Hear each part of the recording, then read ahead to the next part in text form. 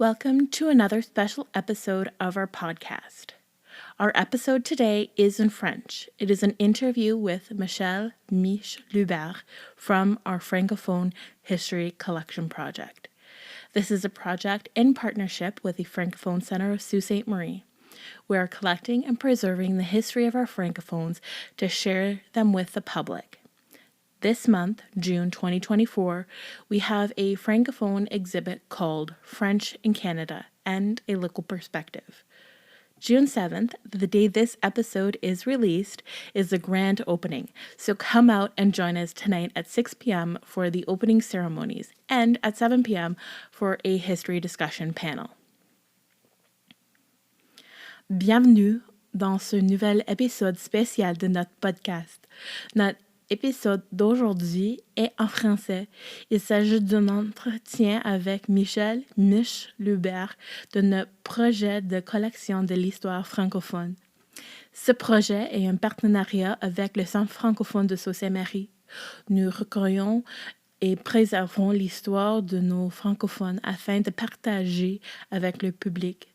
Ce mois-ci, en juin 2024, nous avons une exposition francophone intitulée Le français au Canada et une perspective locale.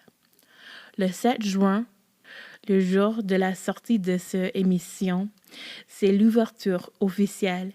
Venez donc nous joindre ce soir à 18h pour la cérémonie d'ouverture et à 19h pour un panel de discussion sur l'histoire. Merci beaucoup.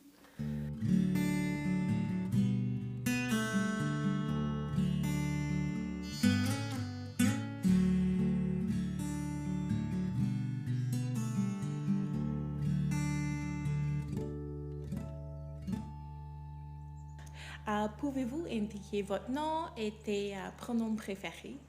OK, alors bonjour, je m'appelle Michel Lubert et je préfère à ce moment-ci me faire appeler Mich, comme Dorémy, parce que parfois dans mon enthousiasme, je perds le sens du volume de ma voix et ceux qui me connaissent doivent me dire « OK, calme un peu ». Oui, mes pronoms préférés, c'est juste elle. Oui, c'est simple. Parfait. Alors, où et quand êtes-vous né? Je suis née ici, à Sault Ste. Marie, à l'hôpital. Je suis née en 1975 à Noëlla et Jules Loubert. Je suis la plus jeune de la famille et ma naissance était un miracle. Car ma mère avait eu une chirurgie 3 ans avant pour ne plus avoir des enfants. Elle a eu, je pense qu'ils appelaient ça à l'époque tubal ligation, ou tu sais, c'est presque comme ils prennent des torches puis brûlent les ovaires. Puis ça n'a pas fonctionné. Alors, c'est ça. Oui. OK. Alors, depuis combien de temps votre famille vit à Sault Ste. Marie? À vrai dire, ma mère a passé son adolescence ici. Son père, Rodolphe Galipeau, a travaillé pour la douane canadienne. Aussi, ils avaient un magasin de coin, genre de dépanneur sur Wawanouche, qui s'appelait Rod's Confectionery. Et ma grand-mère, à l'époque, je ne sais pas si elle était encore enseignante, parce que tous les deux sont venus de comme Warren, Cobalt, Sturgeon Falls, cette région-là. Et ma mère et ses 2 sœurs ont vécu leur adolescence ici. Ils sont allés à Collegiate. Et ma mère a fait le programme de secrétariat. Et ma mère, avant de rencontrer mon père, était une secrétaire pour Algoma Steel, officielle, comme dans le bâtiment proche de l'eau, quand c'était ça. Et mon père, lui et à l'époque, il y avait 3 autres frères. Ils sont venus de la Gaspésie, la baie des Chaleurs, une petite communauté qui s'appelle Maria. Alors, mon père, c'était... Il est décédé, là. C'est 6e génération Loubert, ici au Canada. Et moi, je suis la première génération. J'ai des cousins aussi, là. Faut admettre ça, qu'on est né en Ontario. Alors, je suis la première génération franco-ontarienne. Tu as parlé un peu, mais qui fait partie de votre famille? OK. J'ai mon oncle Gabi. Et sa première femme était ma tante Ada. Elle était propriétaire de Maine Florist. Et d'autres choses. Elle était très comme industrialiste. I don't know, that's the wrong word. Elle était femme d'affaires. Oui. Voilà. Et mes deux cousines, Brenda et Bonnie. Et aussi, il y a mon oncle Richard et sa femme Claudette. Et ils ont eu 3 filles, Renée, Rhonda et Rachel. Ils sont un petit peu plus vieux que moi. Et aussi, il y avait les cousins de mon père qui faisaient du bodywork et tout, le Vec. Aussi, comme vraiment mon père et ses frères et d'autres, ils ont contribué à la fondation de la paroisse Sainte-Croix. Alors, si tu rentres là-dedans, il y a une plaque en bronze et tu vas voir le nom de mon père là-dessus parce qu'il a contribué, pas juste à envoyer de l'argent à Gaspé pour élever le restant de sa famille, mais aussi pour contribuer à bâtir la communauté ici. Alors, il y avait les rois. Les rois étaient vraiment une belle famille qu'on passait beaucoup de temps avec. Alors, Colette et son frère Robert. Robert, à vrai dire, est comme le meilleur ami de mes 2 frères, comme Rob et Gil. Et Marc, of course, passait du temps avec lui aussi. Rod Bernard, il n'est pas francophone, mais il a juste comme... C'est juste un homme dans la ville qui ont fait toutes sortes de chasses ensemble et de pêche. Et avec certaines des photos que j'ai apportées, c'est pour te montrer un endroit qu'on passait quand on restait en ville. Parce qu'à chaque 2 ans, on faisait le gros voyage de comme 3 jours avec la grosse roulotte, puis le camion, puis whatever, jusqu'en Gaspésie pour aller visiter tous les frères et sœurs et mes cousins et cousines du côté de mon père. Le côté de ma mère, je n'ai pas de cousine ou cousin. Alors, mon oncle Stan, il est polonais et mon oncle Len, il est polonais aussi. Ma tante Claire, c'est la plus jeune sœur de ma mère. Elle a marié un Américain et je l'ai leur visiter en dehors de Détroit. Ça s'appelait à l'époque Birmingham, mais je sais pas, un bout de temps passé, la hoity-toityness, ils ont décidé de s'appeler Beverly Hills, Michigan. En tout cas, I roll there. Alors, oui, alors comme il y avait vraiment comme en jeunesse, il y avait la paroisse, le terrain de tennis et mon école primaire Saint-Jacques d'Arc. Et j'ai grandi dans une maison que mon père a construite. Mon père a construit, avant de travailler à Gomer Steel, plus de 35 maisons par année pour Freiberger, je pense, c'était le nom de la compagnie. Oui, alors mon père avait fait des apprentis en charpentier, mais il aurait pu vraiment être mécanique. Il était tellement habile et doué côté kinesthétique avec des affaires. Ouais. Je ne sais pas si j'ai apporté le Doom Buggy photo, non, je l'ai juste gardé pour moi. Oui. Et t'es comme des frères, sœurs? J'ai 3 frères. OK. Oui. Et comme j'ai dit, comme je n'étais pas supposée d'être née, là, alors il y a comme un déclenchement de temps entre moi et Marc-André. Alors Marc-André, il a 5 ans de plus vieux. Okay. Robert, 8 et demi. Et Gilbert, il a comme 10 ans de plus vieux que moi. Alors c'est vraiment comme une différente expérience familiale, right? Oui. Et vous parlez français à la maison comme... est-ce que vous avez comme le droit de parler en anglais ou est-ce que ta mère était un peu plus stricte avec la francophonie? Ah, ça, c'est bien, cette question-là. Ce n'était pas nécessairement comme pas avoir le droit ou... C'est que mon monde était francophone.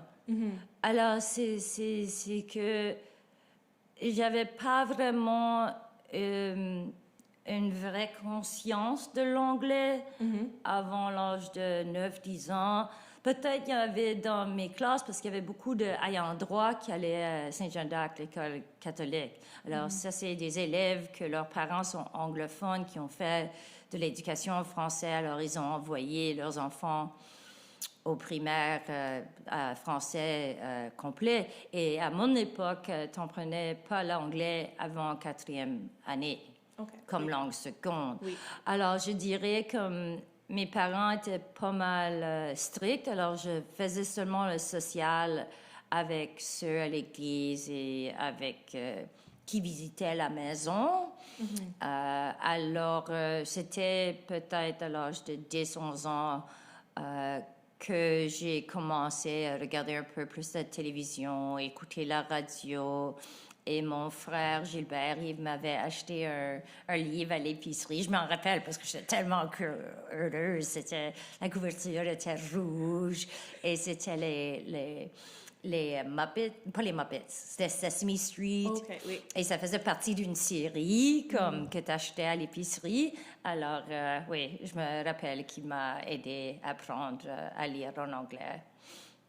Ouais. Y a-t-il des traditions dans votre famille, comme peut-être c'est des traditions francophones, comme la fête des rois ou comme quelque chose comme Oui, je vous-même? comprends. Oui. Bon, il y avait absolument les réveillons après la messe de minuit. Ça se déroulait à différentes maisons. Alors, c'était comme un gros festin. Je me rappelle d'avoir allé chez les Leblanc au temps des fêtes, vers le jour de l'an. Alors, mais je dirais pas que c'était comme... on n'était pas comme une famille de musiciens ou rien de même, right? Alors, il n'y avait pas comme beaucoup une poussée pour des chansons, ce genre d'affaires. Et je dirais que comme... C'était juste mes parents étaient comme vraiment comme catholiques. Alors, toutes sortes de célébrations, whatever, ça se passait quoi, comme déjeuner aux crêpes. Moi, j'ai été la reine d'une fête de Noël quand j'étais jeune, right? Et j'ai donné tous les cadeaux aux autres, puis j'avais une belle petite couronne, puis comme une cape rouge velours. Ouais. Alors, il y a beaucoup de choses que c'est relié à la religion ou être dans les bois. Alors, il y avait plutôt comme le genre de rituel autour de comme la cueillette de bleuets ou partir à la pêche. C'est ça. Alors, ou jouer aux cartes, man. Oh, man, ma famille puis leurs amis. Cartes, canastes, cribbage, bla, bla, bla, bla, bla. Leurs photos préférées à prendre, c'est des photos de leur catch, right? Toutes des photos de poissons. Oui. Ou des photos de, comme, j'ai eu la main de 29 au cribbage. Comme mon grand-père les prenait en photo. Alors, ça, c'est comme... Je connais un peu plus des personnalités de mes grands-parents Galipo. Puisqu'ils vivaient en Ontario, il y avait moins d'un voyage à faire, à prendre. Et mon rapprochement du côté québécois est différent parce qu'on se voyait seulement à chaque 2 ans. Certains de mes cousins et mes cousines, on s'écrivait des lettres, puis... mais là, il y avait de l'intermixage avec des Juifs aussi. Alors, je me souviens d'avoir été au bord de l'océan à un mariage, puis il y avait comme tourné un agneau, puis la colline derrière la maison de ma tante Angémée, puis... Ouais, c'était merveilleux. Des beaux souvenirs. Oui. À quoi rassemblait la communauté? Est-ce que tu pensais que la communauté était comme proche, tu étais là avec l'église et l'école et tout cela? C'est difficile à vraiment pouvoir donner une opinion pour la communauté, la santé de la communauté en entité. Car moi, j'ai vécu mes propres premières comme microaggressions au primaire. Parce que Saint Thomas était l'autre côté de Saint-Jean d'Arc, puis je prenais ma bicyclette, puis je me faisais crier French frog, French frog, French frog. Et c'était bizarre. Mais à un moment, comme j'ai pensé, OK, il veut m'appeler des noms, je vais les appeler quelque chose aussi, juste comme dans la tête de jeunesse. Alors, j'appelais les jeunes des English muffins. C'est juste ce que je faisais comme pour me protéger. Oui. Parce que comme même dans la cour d'école, on n'avait pas... Il était vraiment strict sur l'usage de l'anglais. Alors, on s'est amusé à traduire les paroles de Bon Jovi, Motley Crue, etc. On avait permission. Alors moi ma communauté, c'était plutôt ma salle de classe et les guides et des amis que je m'ai fait au secondaire à travers le fait que mes parents, ma mère était ouverte au fait que j'aille vers First Baptist, que je participe à un youth group et tout. Alors, j'étais toujours en quête d'une vérité spirituelle, mais aussi j'ai une vaste curiosité et je questionnais beaucoup. Des fois, je sais que I must have been so annoying to my parents. Pourquoi est-ce que tu pries à Marie et pas juste à Jésus? Bla, bla, bla, bla, bla, comme toutes sortes de questions. Alors, c'est ça. Alors, quand même, les guides étaient en français aussi? Pardon? Les guides, elles étaient en français? Non. Il n'y avait pas de possibilité pour ça. Okay. J'allais avec ma meilleure amie Suzanne Mills à l'époque, puis j'ai rencontré d'autres filles là. C'était Eastside Public School. Alors, c'est encore Be Prepared. J'étais un pansy. J'ai aucune idée le nom de cette fleur en anglais, mais c'est une belle petite fleur, puis j'en ai trouvé cette semaine. Oui. Avec l'église francophone et l'école francophone là, est-ce qu'il y avait comme un petit quartier francophone là? Il y avait comme un genre de quartier francophone dans le bout est de la ville. Okay. Je dirais entre comme quand tu traverses Trunk Road, il y avait beaucoup de familles qui habitaient l'autre côté, juste avant la réserve Rankin. Et aussi comme sur la rue Chambers, sur la rue Bondry, beaucoup de différentes familles francophones. Alors, je sais que j'ai passé du temps avec mes frères à l'aide, mais il y en avait d'autres qui habitaient d'autres places. Alors, la plupart des familles que j'ai connues sont toutes venues des Maritimes, comme du Nouveau-Brunswick, du Québec ou Labrador. Et j'ai même connu des familles qui venaient de la Belge ou des pays européens. Alors, j'aimais faire l'imitation de leur accent après leur entendre lire. Oui.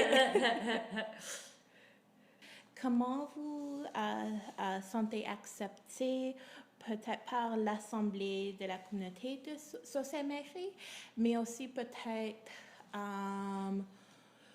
dans votre communauté, comme avec l'Église et tout cela? Car je sais que tu peut-être avais, comme la dernière fois qu'on a parlé, tu as parlé des difficultés avec... Le sens d'appartenance. Oui, comme vous avez votre propre idée, pensée, question et les choses comme cela. Oui, il n'y avait vraiment pas... comment dire, j'étais un enfant surdoué et mon intelligence, souvent, c'était difficile pour mes parents d'un certain côté parce que je ne savais pas quoi faire avec une fille. C'est la façon la plus polie que je peux le mettre. Mais dans la communauté, je dirais que comme on vit toute notre adolescence de différentes façons. Et moi, j'ai utilisé le service de paralégal à 16 ans parce que j'étais vraiment un milk and cookies personne et il y avait trop de règlements dans ma maison pour moi. Comme j'étais déjà comme assez formée, comme les guides et d'autres choses et différentes façons que mes parents m'ont élevée d'avoir un sens d'indépendance et de débrouillardise. Alors, je sais que certaines choses que j'ai vécues en adolescence ont rapport avec le mouvement d'anti-bilinguisme ici, qui est vraiment comme xénophobique et glottophobique, et que j'ai l'impression, mais je pourrais jamais dire que c'est vrai, parce que j'ai jamais posé la question à mon père, mais j'ai l'impression qu'il a eu beaucoup de difficultés avec la communauté italienne quand il a déménagé à travailler des shifts à Algoma-Steel dans Slabcast. Parce que mon père parlait un mélange de français, anglais et même mes amis d'enfance, et quand on a vieilli, il avait de la misère à le comprendre. Il avait sa propre façon d'articuler. C'est bien, il y avait toutes sortes d'expressions particulières, comme tordre la corde à linge, brûler la chandelle au debout, puis les goûts ne se discutent pas. Et je disais souvent comme, Michel, je suis pas quelqu'un, savoir comment exprimer mes émotions, là, mais je faisais des affaires par ses actions. Et je dirais que comme vraiment, là, il y a beaucoup de choses que c'est des sens de l'injustice. Et c'est vraiment, on a pris conscience de ça au primaire parce qu'on a regardé une vidéo live quand le mur de Berlin est tombé. Alors, c'est comme une ouverture au monde, aux effets de la guerre. Et je me rappelle, je ne sais pas si c'était un mélange de influence familière, parce que ma tante Gilberte, elle est jumelle, un frère Gilbert qui est décédé avant 5 ans. Parce qu'il avait comme cerebral palsy ou quelque chose comme ça. Et dans les années 30-40, il n'y avait pas... Et ils sont nés aussi tous les deux comme prématures. Alors, on les gardait au chaud dans un poêle à bois ou proche d'un poêle à bois. Puis les gouttes de brandy, c'est des affaires très traditionnelles, médecine. Mais ça fonctionne. Et ma tante, en tout cas, elle est devenue sœur. Et quand j'étais en 8e année, je tenais ça vraiment à cœur. Et dans ma classe, on m'appelait The Flying Nun parce que depuis 6e année, je parlais toujours de Jésus et ça. Je suis encore quelqu'un de spirituel. Et je crois en Dieu encore, mais mes influences spirituelles sont différentes. Je sais, je fais un tangent, je fais toujours ça. C'est pourquoi j'ai mis un dessin devant moi. Je suis comme, OK, reviens à sa question. Alors, je dirais que comme j'ai eu pas mal de peine en adolescence, surtout aussi parce que je n'aimais pas qu'à l'école, on disait que l'homosexualité était aberrant, était un super grand péché. Parce que je sais comme, c'est pas écrit ni de part dans la Bible et il y a toutes sortes de variances en nature. Alors, oui, et je dirais comme c'est un mélange des fois de ces choses que c'est comme un réveil hormonal. Puis je suis allée à St. Mary's College 1 an après que ça convertit à être fille et garçon. Et j'avais pas le choix. J'avais voulu aller à Sir James Dunn, c'était dans mon quartier, ma meilleure amie allait là, il y avait beaucoup plus d'affaires d'art. J'avais je pouvais juste me rendre en bicyclette, mais non. Alors, au lieu, j'ai détesté ça. Chaque matin, je rentre dans la voiture avec ma mère.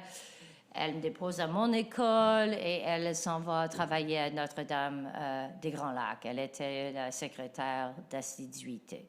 OK. Oui. Alors, qu'est-ce que tu as fait après l'école secondaire? Après l'école secondaire, je m'ai évadée de Sault-Saint-Marie. Je m'ai rendue à Montréal pour faire mes études en histoire de l'art et en philo à Concordia. Et quand j'étais à Concordia, j'ai aussi travaillé pour The Link, Independent Student Newspaper. Je faisais la mise en page, je faisais de la photo, j'ai écrit quelques articles, j'ai fait du collage, du dessin. J'ai travaillé dans la bibliothèque du département des beaux-arts. Puis c'est à ce moment-là que j'ai commencé une petite business à faire des chapeaux crochetés. Je faisais toujours la couture. Mes parents, quand j'ai gradué de l'école secondaire, ils m'ont acheté ma première machine à coudre.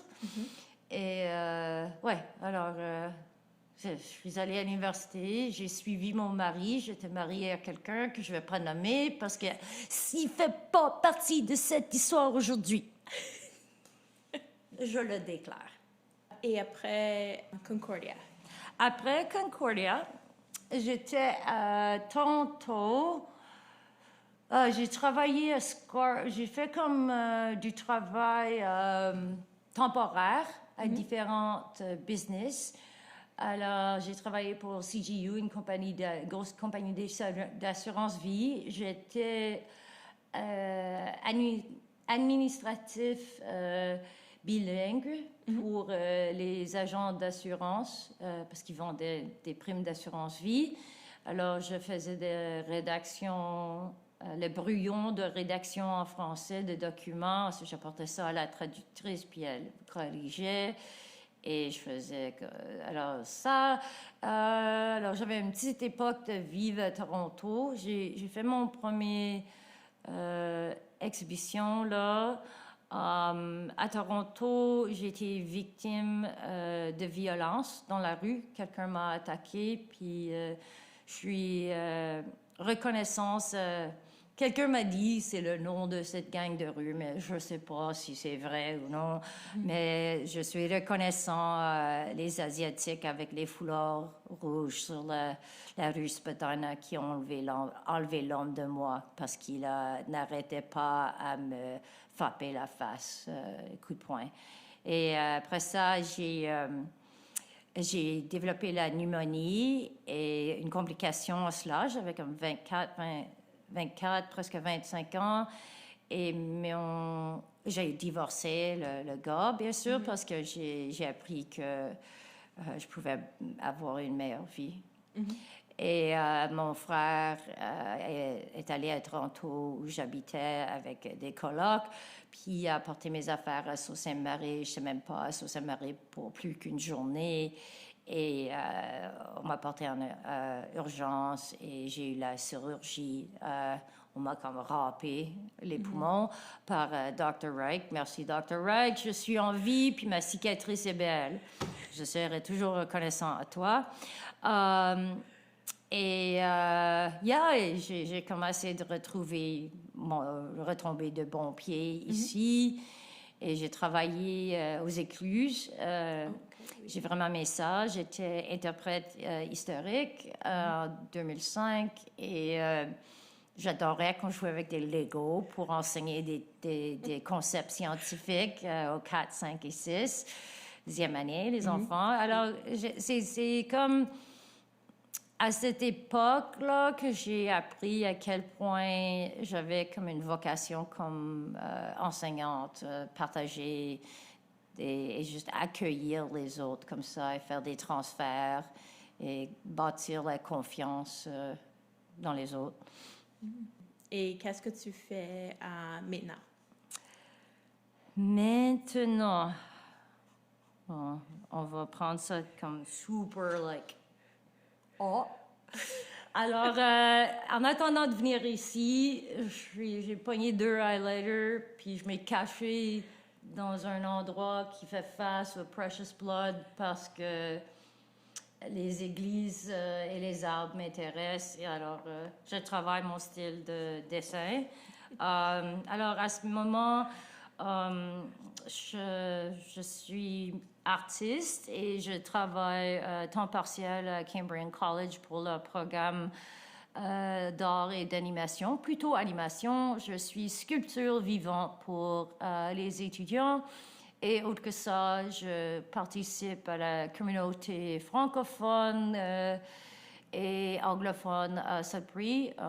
Je m'épanouis là parce qu'il y a des groupes d'écrivains. Alors, j'écris beaucoup. Je suis en train de écrire ma mémoire des années 2012-2018 qui ont affaire avec a traumatic brain injury I suffered, which I cannot discuss in detail because.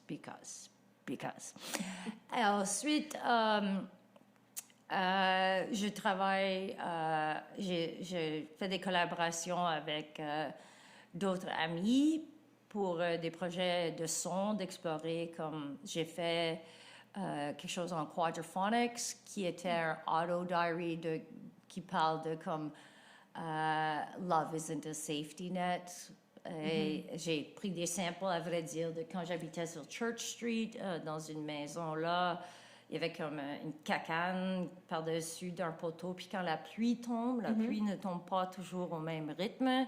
Alors j'ai mélangé ça avec ma voix. Puis lui m'a aidé à faire... Parce que quadraphonics, tu rentres dans la salle, puis le son t'arrive à 4 différents points. Okay. Alors, tu marches autour, puis tu as une différente expérience d'être comme baigné dans le son. Et j'ai pu faire ça l'année passée avec 12 autres artistes. On a eu $200 pour 5 minutes. Pretty good deal. Alors, c'est ça, je suis juste cet été, je prends soin de ma santé, je prends le temps avec mes amis, puis j'ai hâte de me baigner. J'habite sur un lac Nepomucen, qui est super nice, puis il y a comme 500 lacs autour de Sudbury, puis j'ai des amis qui créent de la peinture avec les pigments, alors je retrouve un peu plus... mes racines écolo, parce que quand j'étais adolescente, avant qu'il fasse que tu dois faire le bénévolat à l'école secondaire, j'ai fait beaucoup de bénévolat avec Clean North. J'ai fait leurs fenêtres, j'ai fait toutes sortes d'activités comme Purple Loosestrife. Non. Et peinturer les poissons jaunes, ouais. Quand j'étais ici, j'étais sur le comité exécutif du son francophone. J'ai créé une vidéo avec Christian Lemay comme promotion, différentes activités. Alors, je connais bien les Joël, elle était en même temps. Et bon, aussi, j'étais pour deux consécutifs, comme termes consécutifs. J'étais sur l'exécutif du Conseil des arts de Sault-Sainte-Marie. J'ai aussi fait sous Theater Workshop, j'ai fait des pièces de théâtre en adulte. Alors moi, en faisant cette pièce l'année passée à Sudbury, c'était la première fois de pouvoir participer à des répétitions et à une pièce de théâtre entièrement en français. Alors c'était comme toute une autre expérience. J'ai aimé ça même. Faire n'importe quel théâtre, don't get me wrong, is super fun. Alors comme Sioux Comedy Guild, j'étais impliquée avec Shadows of the Mind. J'ai fait comme participer à leur petit art show, mais aussi sur le comité de sélection. Puis, alors, pour moi, comme la communauté, c'est comme tu dois suivre tes intérêts. Alors, comme il y a certaines choses que j'ai vécues ici qui sont très bien, mais c'était pas une place que je voulais revenir. Et c'est une place que j'ai vécue trop longtemps. Like I outgrew it a long time ago. Oui. Et ça me nourrissait pas, ça peut pas me donner ce que j'ai besoin. C'est pas peut-être ça a changé maintenant et ça peut offrir plus à des gens d'un plus jeune âge que je l'étais, mais maintenant, comme l'âge que j'ai, les ressources que j'ai besoin côté support médicaux, côté santé mentale, côté développement professionnel artistique, se retrouvent à Sudbury et comme dans le gros wild web. Et c'est ça. Oui. Alors, tu as trouvé ta communauté à Sudbury et... Oui, absolument.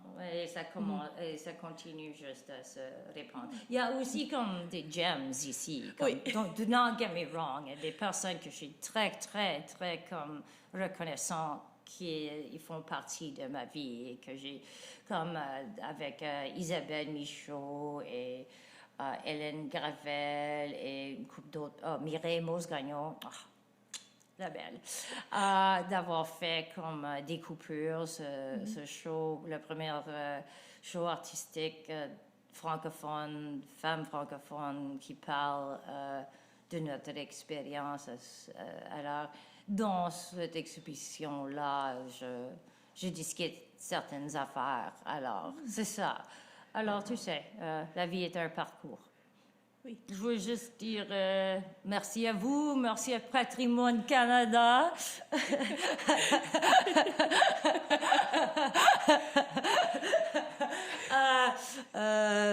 sais pas, j'ai même pas une blague. Il y a quelque chose que j'ai en jeunesse qui est comme qui stand out. Oh, notre cours d'école à Saint-Jean-d'Arc, oui. Oui.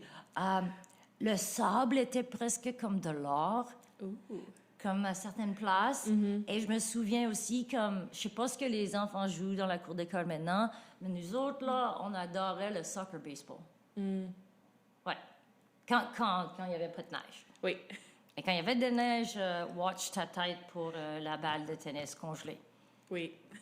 Et j'étais contente, on avait une patinoire. Alors, il y avait la cour, la patinoire, le cours de tennis, que j'avais les clés quand j'étais jeune. Alors, je pouvais aller juste jouer. Alors, c'est tout. C'est tout. Merci à vous. Oui. Alors, j'ai juste une dernière question. Ça? Si dans le futur, le Musée de Sceaux va faire une exposition sur toi, c'est quoi 3 artefacts qui te représentent? N'importe quelle taille de bâton de bois qui a été mâché par un castor.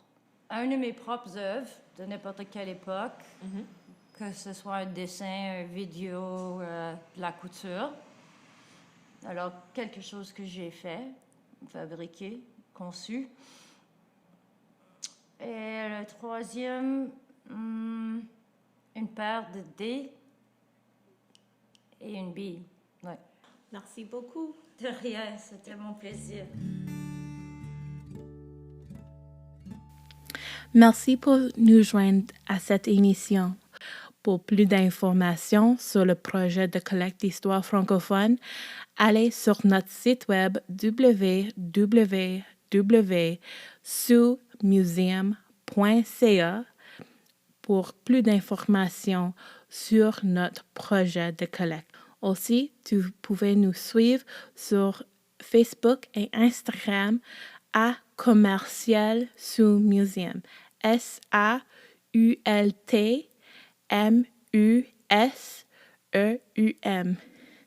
Merci. Bonne journée!